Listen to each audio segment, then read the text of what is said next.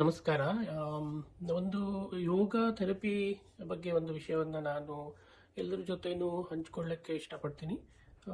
ನನ್ನ ಮಗಳು ರೀಸೆಂಟಾಗಿ ಸುಮಾರು ಒಂದು 3 ವರ್ಷದ ಹಿಂದ್ಗಡೆ ನಮಗೆ ಸ್ಕೋಲಿಯೋಸಿಸ್ ಇದೆ ಅಂತ ಗೊತ್ತಾಯಿತು. ಸ್ಕೋಲಿಯೋಸಿಸ್ ಅನ್ನೋದು ಒಂದು ಕಂಡೀಷನ್ ವೇರ್ ಸ್ಪೈನ್ ಕರ್ವ್ ಆಗಿರುತ್ತೆ. ಸೊ ಇಲ್ಲಿ ಡಾಕ್ಟ್ರು ಎಲ್ಲರೂ ಅದು ತುಂಬ ಆ್ಯಂಗಲ್ ಇನ್ಕ್ರೀಸ್ ಆಗಿದೆ, ಅದಕ್ಕೆ ಸರ್ಜರಿ ಮಾಡಬೇಕಾಗತ್ತೆ ಅಂತ ಎಲ್ಲ ರೆಕಮೆಂಡ್ ಮಾಡಿದ್ರು.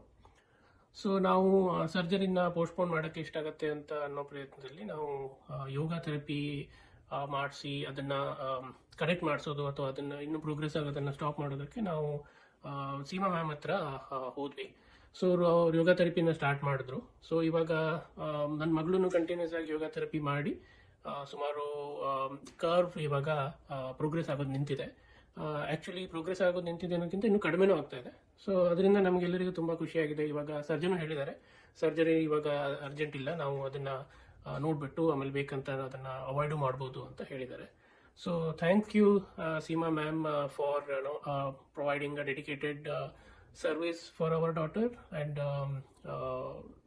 Thank you very much.